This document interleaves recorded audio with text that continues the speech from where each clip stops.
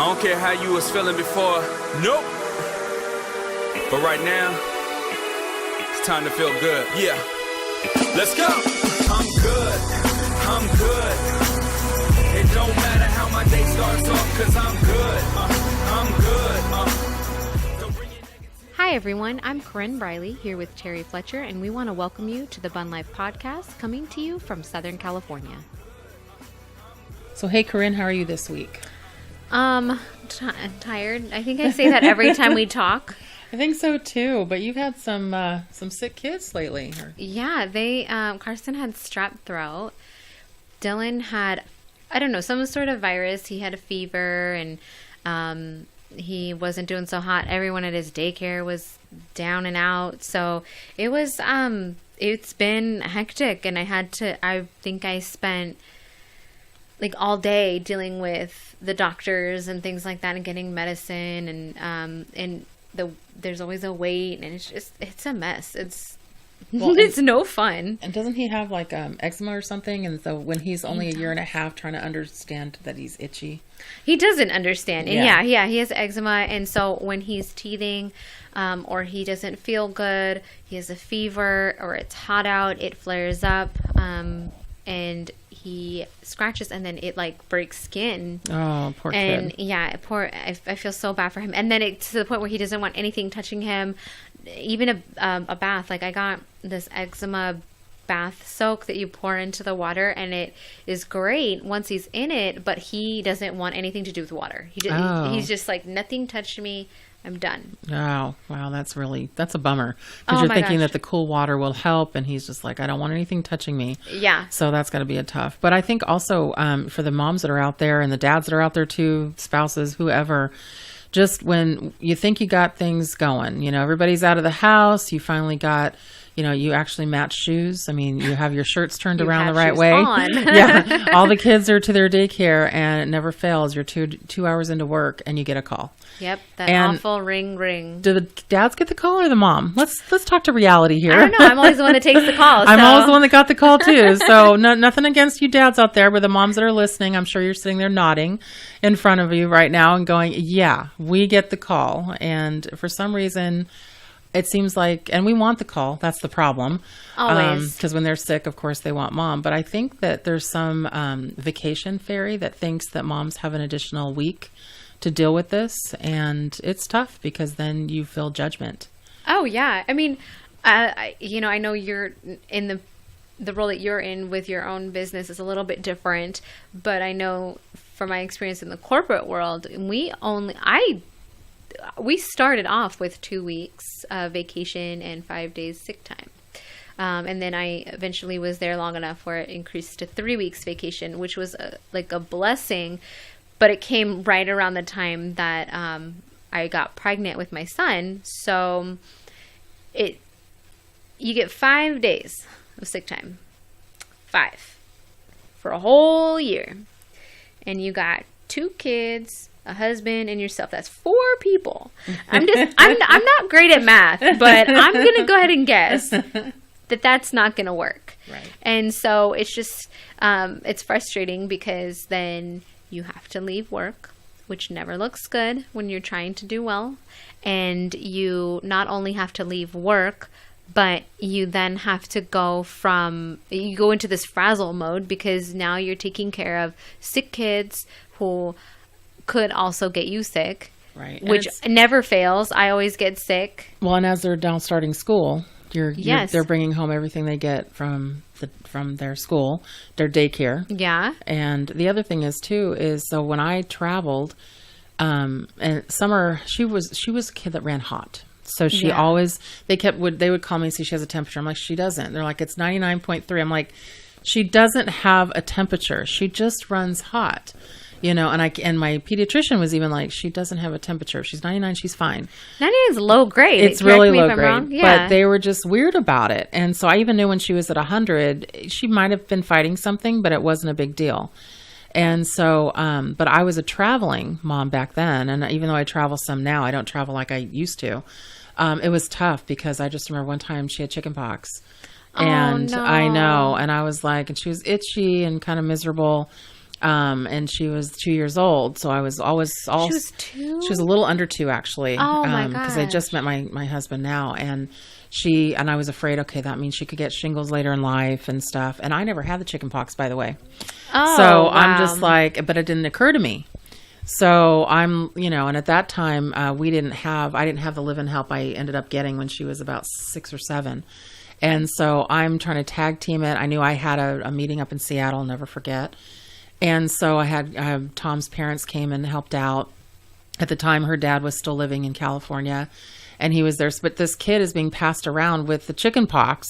Oh. So I get on a plane. I wake up. I get in and I'm worried because I'm like, I have to go. I have a room full of people that I'm speaking to the next day. Yeah. And so I remember waking up that morning and going, God, I'm really, gosh, I'm only 30 and I'm getting acne at this age. That's just really weird. Oh. And I had a couple of blemishes on my face that just seemed like they were kind of sores and weepy. I'm like, well, that's weird. Covering them up with kind of liquid makeup. And you know me, Corinne, I don't wear makeup. You wear makeup. But I had it just in case there was anything, like powder, things like that.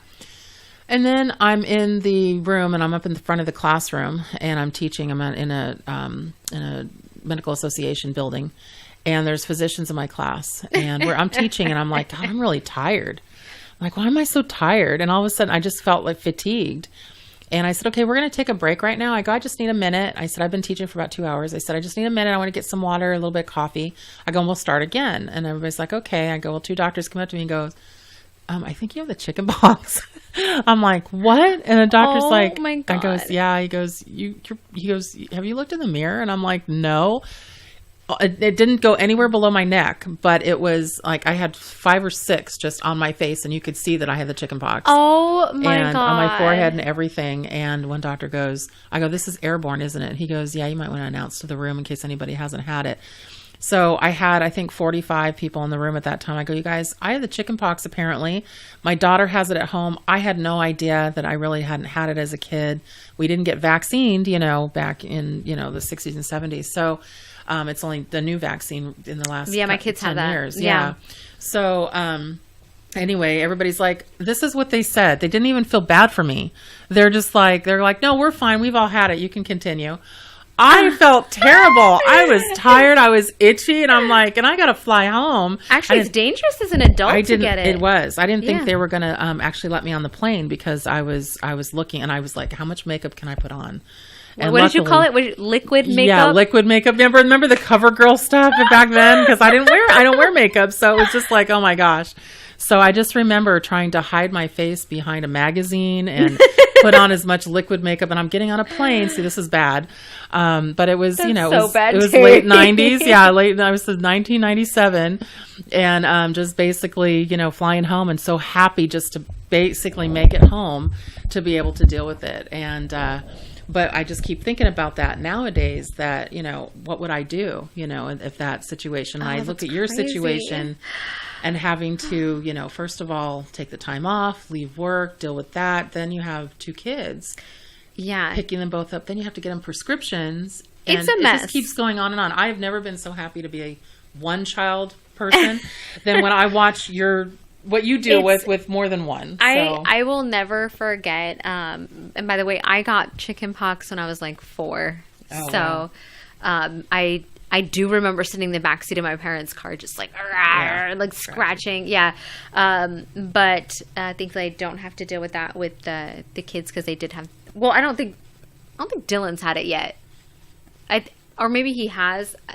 I'm sure he. Well, her daycare wanted me to leave her there. They're like, let's just get all the kids to have it. They went and asked parents. Oh, and like, just give it heck. to them. They would never do that they now. don't do that now. No. All the parents were like, yeah, let's just get them have it because there was no vaccine then. So you know hand, foot, mouth, the hand, foot, mouth disease?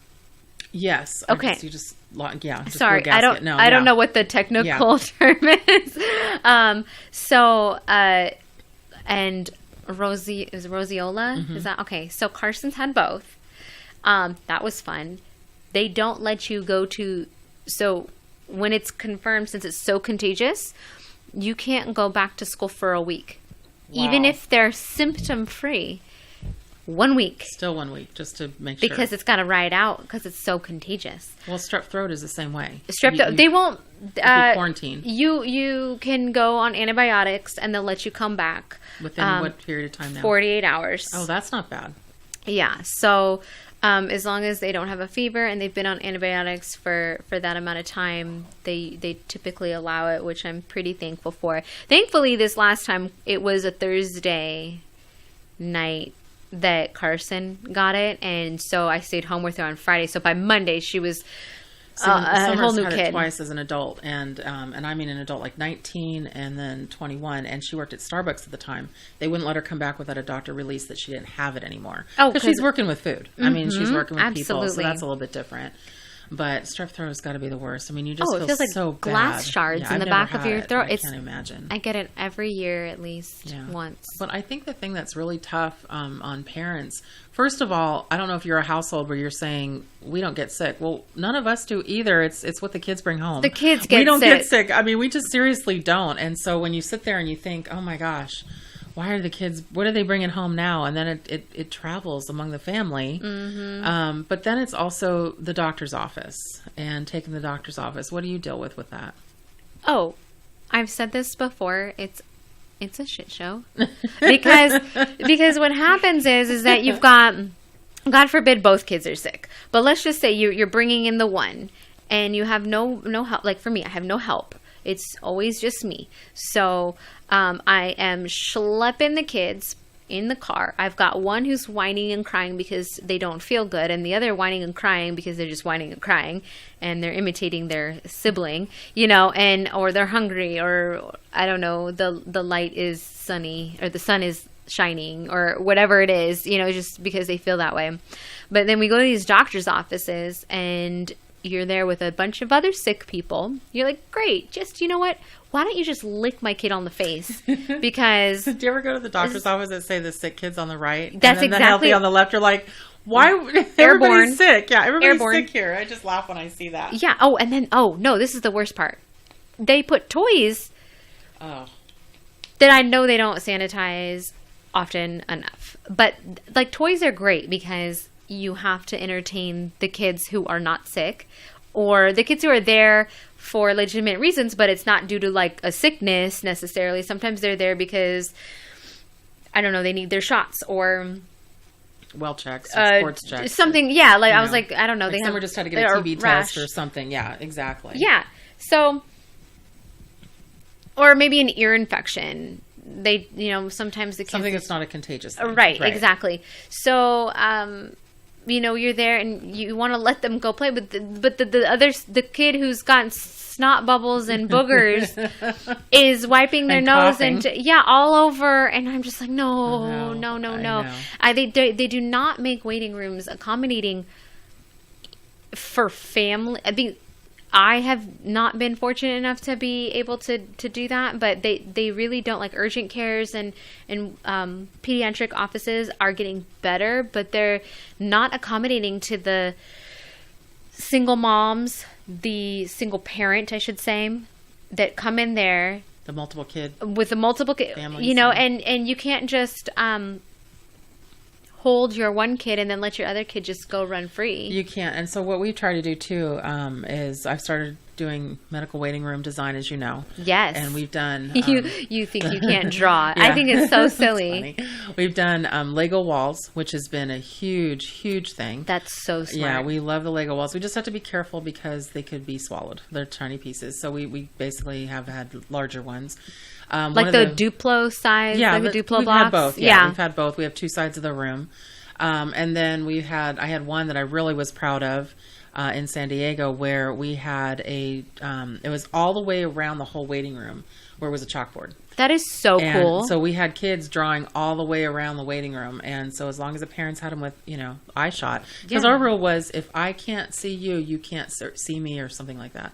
Or if you can't see me, I can't see you. I'm trying to think how you say it. Yeah. But so we always told our daughter that, if you can see me, I can see you. But if you can't see me, that means I can't see you. So as long as we could see each other and, they just love that. So we're starting to really have that as a design element and trying to make it so parents can sit there and hold on to their sick kid, but the other kid who's not so sick or just, well, but has to come along, has something to do more than you having to read a book to them. Yeah. And then you mentioned something about like tablets or learning games. We're doing a tablet station. The one thing that's tough though, and I think a lot of people miss this with their phones as well. Sometimes because they're touchpads, it's hard to get those to always be sanitized down and making sure that they're wiped down. I mean, it's amazing to me how many people take their phones in the bathroom.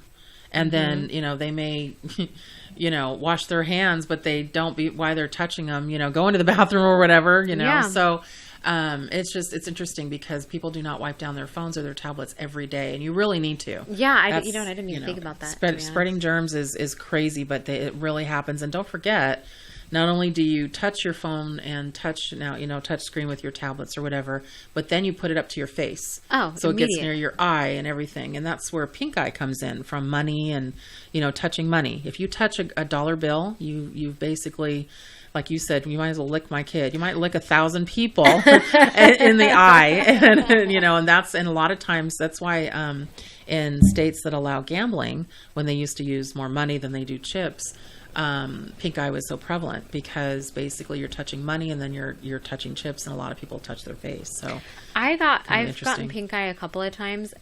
I got mine after a pool, like being in the pool. Is that common? It actually isn't because of the chlorine, so that's crazy. That means somebody actually was in the pool with it. Okay, yeah, well, that's gross. So I got it actually in Reno one time. This is where my client base doesn't seem to feel sorry for me. And I called them, and you wake up and you got the goopy eye and everything. And I don't remember if Tom and I were married yet, but I remember he was with me. And I'm like, Tom, something's wrong with me. He goes, you got pink eye. And he looked at me so like, obvious. And we had just gambled the night before, so I knew where it yeah. came from. And he's like, let's take you to the urgent care. I'm like, I have a meeting in 6 hours. So he's like, and so I get to the urgent care and I actually called them. I'm like, I think I have pink eye. I'm going to the urgent care now. They're like, okay, well, let us know. Not even, okay, we'll take care of that. Don't worry. And I'm just like, are you kidding me? So I go to the urgent care and they give me the drops, which are almost immediate. But they feel so good. They feel so much better, but you still can't see very well. And you still have the weepiness and the kind of the goopy eye for at least another couple hours. And I'm sitting there and they're like, well, I don't really want to show up to your office. They're like, well, we're going to have you come in the back door and still teach our staff because that's what we've blocked. No. And me being the professional person I was, I'm like, okay, I guess I'm going to wear gloves and really wash my hands. But this is another reason why I think virtual visits and telemedicine is becoming the thing now, because I've had more ophthalmologists and more pediatricians say, I can, diagnose that from just looking at somebody from a video conference. Oh, yeah. And so if you have that opportunity to use your e-visit, use it. I wish I could do that with my kids. I mean, you might have coverage because we have it. I don't know. I know they do like Are you Kaiser? Yeah. You don't have it. And then there's that. Yeah, there's that. As soon as I was wondering, if you've got the HMO, you don't have it. It's a commercial plan. We have HMO. You have HMO, okay. But I can't tell you how many times where I just want to be like, look at my kid. Yeah, look at the photo here. Just look at me. You can tell me what it is. It's a rash, or it's pink eye, or it's get him throat, to talk. You can hear the sound that his voice is, and I can show you the thermometer, and you can see his temperature. And I'm one of those where I'm ready to go. I'm equipped when I get into the doctor's office. If it requires me to get to the doctor's office, I know there's something wrong. Right. I can maybe count 1 or 2 times where I've gone in and they're like, Tylenol. Yeah. And that pisses me off, to be honest. I refuse. The kids? Yeah, I refuse to go to for myself too. I refuse to go to the doctor for them to prescribe me an OTC anything. Right. So, I've gone in, I'm like, okay, temperature is this, symptoms are A, B, C, and this is how long ago it started. This is what I've done so far. I have not given them this in this amount of time because I wanted you to be able to see this, this, and this. And then they kind of look at me crazy, to be honest. And then and I'm like, so do what you do. Right. Be doctor-ish. Well, and then you have your moments where you do that. And so I remember when Summer was, I think, 15 or 16. And she was complaining of, I think it was abdominal pain that was going into her back. I'm like, she's got appendicitis. Great. We were on the practice field for softball. It was going to be a big tournament that weekend. I was just like, great. Just nobody wants to go to the ER because that's just going to be another hours and hours and hours. Yes. So we go to the ER and everything. Kids practically licking your face. Right. Because, exactly. And and she had a false, just a false positive, let's say, a while before where, no, that's the wrong word. Basically, I took her to the ER for something else. And I'm not saying she's a hypochondriac, but there's just some times where she's just like, this is what's wrong with me. And I'm like, nothing's wrong with you. But if you really need to go, let's go. Let's go spend that $100 at the have ER. A good mom, that's like, really, Summer? And so we went, and I remember there was nothing wrong with her. And they were just saying, I remember she thought she was having appendicitis then. It was about a year before that. And she was drinking energy drinks that I would not let her drink. And she was actually doing it without my knowledge, the monsters and all that. And they're like, it's eating your intestines. You need to stop doing that. So now she can't even smell it. So that's good. She stopped doing that. But then the second time that we went a year later, he's like, I can't find anything. But he was a really cute ER doctor. So I was kind of wondering. But then he's like, oh, she's having an episode of shingles. From the chicken pox. They looked at her back and she didn't have the, how you see the really bad sores. She just had 2 tiny, tiny blisters. And immediately they took care of it. It wasn't anything terrible. Like, I heard that's really painful. It's painful. Yeah. And so she's like, I told you. And so then I was Mother of the Year going, sorry. I did, because then you feel terrible, Of course. But it's really tough because I think as moms and as working moms, I think, and we don't want to say we get stuck with it, but it falls on us. How about that? It falls on us to be the caregiver, to be the, the nursemaid. And then when they come home, they just want mama. And they, sometimes when you leave work and you go home for, to take care of them, you're thinking, okay, I really couldn't leave work, but now I'm like, I could do laundry, I could do this, I could that. No, they're like, can you just lay with me? I mean, that's when they're a little bit older too. Like, and that's the thing I think that's so exhausting about going home with the little ones right now. I mean, if they're a little bit older, then you have, okay, let me get you what you need. Let me give you all the necessities. Let me get you set up. Okay, go to sleep. Right. But it's when I think like the baby, when he's sick or can't breathe. They don't sleep at night, and then they are miserable, and everything is miserable. And when they don't sleep, your whole life turns upside down. Well, and I remember when Dylan was sick not too long ago, he's coughing on you. So disgusting. But I wasn't saying it for that reason. No, it's just because I can't tell you how many times he's like coughed into my mouth. Oh, yuck. Like I think he's going in for like a hug or a kiss, and then all it's of a sudden like he gets a tickle. And you're like, oh, love you too, buddy. But no, it's true. And then you get sick, and he wipes his nose on your shirt. Oh, I've come to work with full snot trails on my black blouse or dress, and because he's sending me off with a thing. So, really and truthfully, like I think what is as great as the cuddles are and the snuggly time, when the kids are sick and moms typically end up being the ones to be up all night, sitting up so that their kid can breathe, because when they lay down they can't breathe, so they sit up. They prefer to be at an incline, and so I'm sleeping in the rocking chair, nodding off and my head bobbling everywhere because trying to make sure they're comfortable. Right. And then I get 1 hour sleep. I can't tell you how many times I've gone to the ER at 1 a.m. and come back at 5 a.m., gotten in the shower, and then went straight to work. Yeah, and I can't tell you how many times. I've had to do that too. I mean, you just basically you keep going. And this is just a shout out to the moms who have to deal with this just like we do, and we're sure it's a daily thing. Yeah. Especially for the moms who have more than 2 kids, more than 3 kids, and the single moms. 4 kids, the single moms. You're our heroes. We just can't believe it. But we're going to shout out to the dads too, and I think you need to replay this to them. Dads, all we need you to do is say thank you. We just need a thank you, and we'd also like you to check on us during the day. So if we take off, can you just send us a text going, I really love you, thank you for letting me stay at work. Just something like that would go a long way. So we just wanted to put that out there. Yeah, because it's a whole episode of selflessness that you're doing right then. You're completely immersed in giving. Right. You are the last person in line in this situation when you're caring for the kids.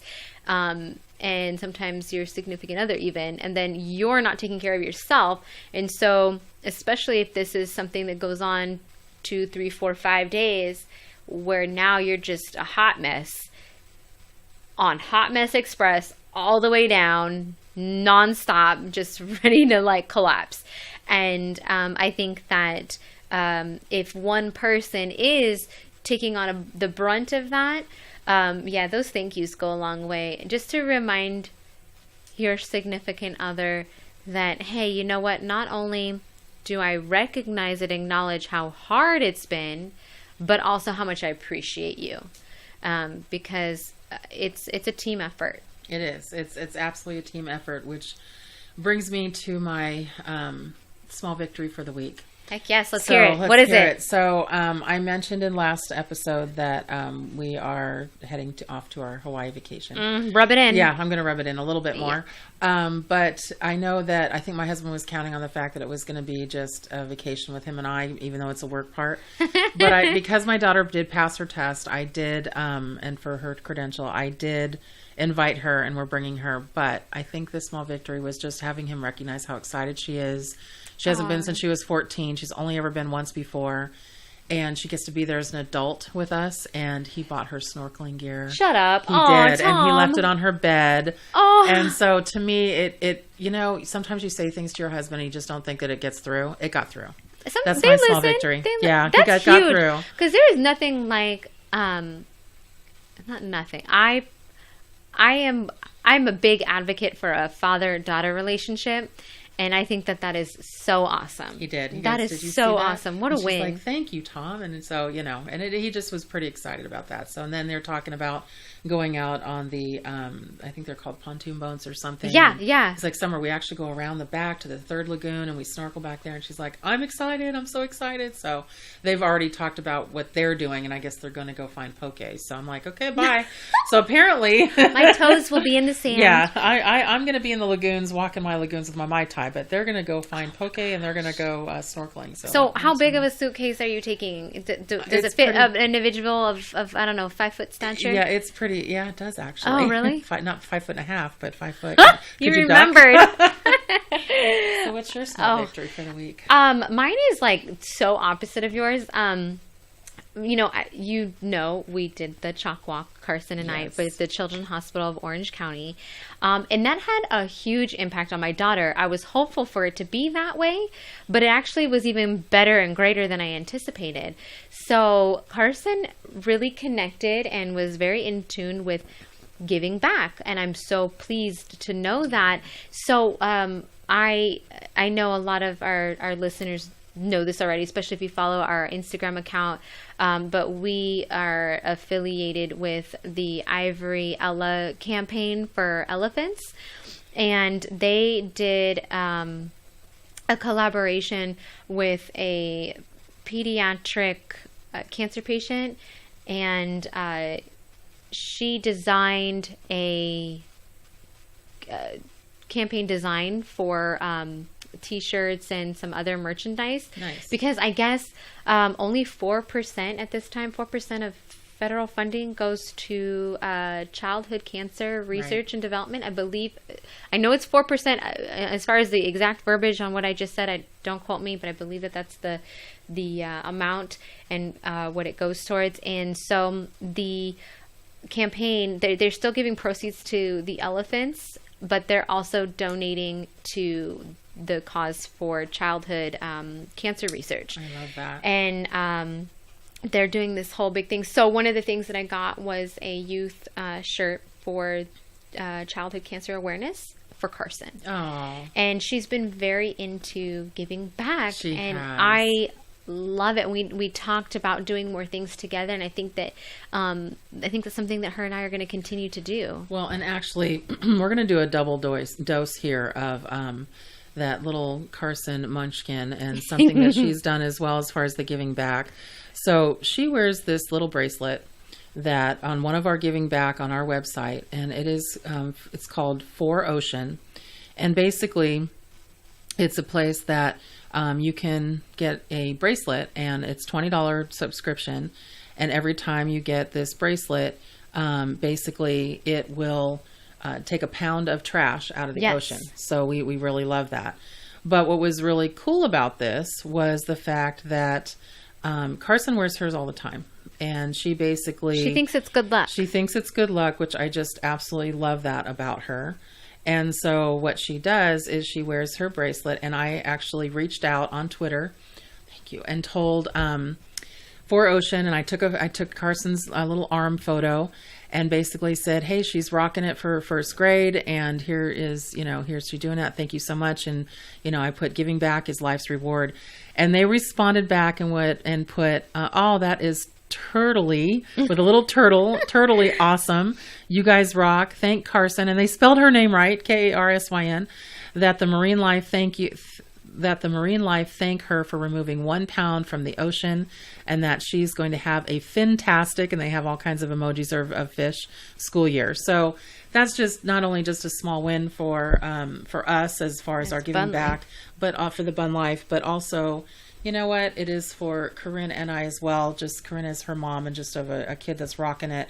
And now I feel like she's a special person in my life, so I'm really excited for her. So yeah, no, we love when the communities and campaigns that we support reach back out to us. Shout us out. We love it. Yeah, it's huge because I geeked out at that. I was my God! I was like, oh my God, Korren, look what they said. No, and Ivory Ella reached out to me I too, know. and It's awesome. And then 4Ocean has commented on a couple of things because I have some stickers and things like Yeah. that. We've also worked with Omaze and saving the what is it? Saving the I forget species. now. What was something? There's a species on it. We have to look at it. Yeah, it was. All of a sudden, I lost my train of thought. Well, so I have We're a shirt. podcasting late, folks. Yeah, I'm sorry. It was a shirt that said do cool shit. Yeah, something like do cool that. shit. Yeah, and that goes to planting trees. Yes, for the environment.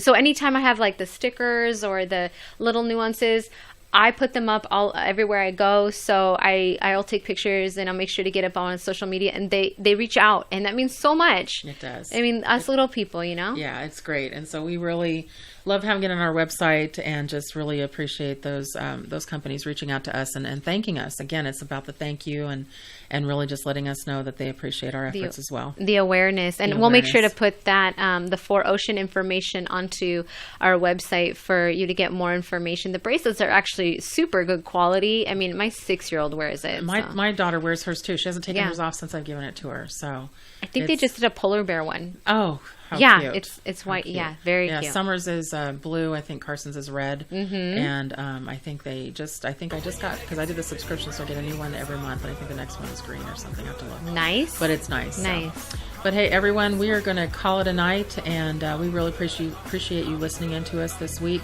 So everyone, just make it a great day and a great rest of your week. Thank you for listening to the Bun Life podcast. For more information on all things Bun Life, go to thebunlife.com. Don't forget to subscribe, whether it be on iTunes, Stitcher Radio, or your favorite podcast provider, so you don't miss an episode. Until next time. I'm good. I'm good. Yep. Hands up. Yep. Hands up. Clap. Clap. Clap. Say it with me. I'm good. I'm good. I'm good. I'm good. That's right. Yeah, I'm good. I'm good. I'm good. I'm good. Thank you. Woo. Woo. Curtis King on the beat.